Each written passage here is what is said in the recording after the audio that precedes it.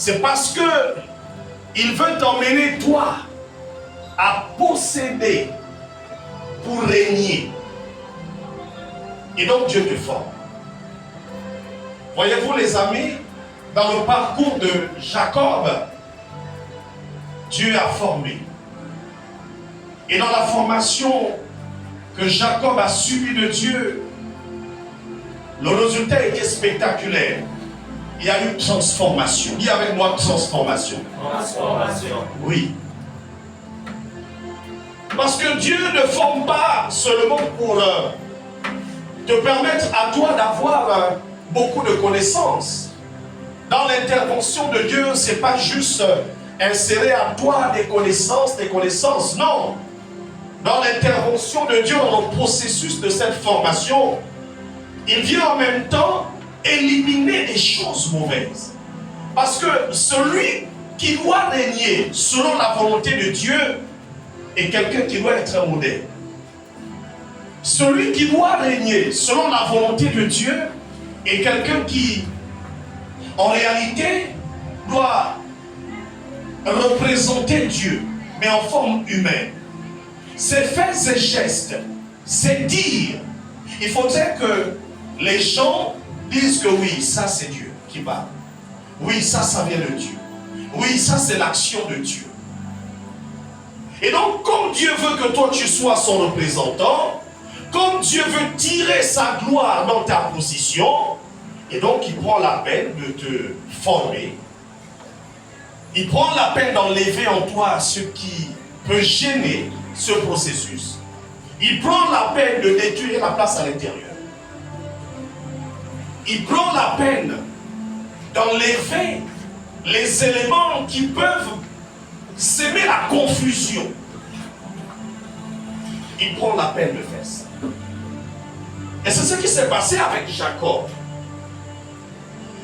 Dans Genèse 27, si vous lisez tout le chapitre, vous allez voir Jacob, fils, vous allez voir Jacob, trompeur, vous allez voir Jacob avec des choses terribles. Mais vous allez aussi voir que Jacob est le fils d'un monsieur qu'on appelle Isaac. Isaac, c'est cet enfant que Dieu a donné à Abraham. Isaac, c'est le fils de la promesse. Isaac, c'est cet enfant que Sarah, la femme d'Abraham, recherchait. Et donc Isaac a eu deux garçons. Le premier c'est Ésaü et le deuxième Jacob.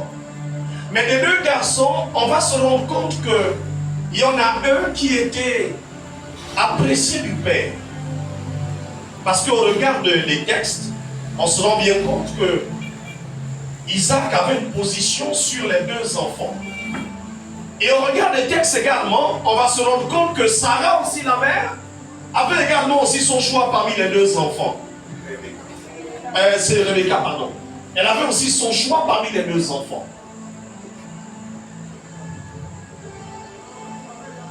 Isaac avait pour caractéristique quelqu'un de brave, travailleur, solide.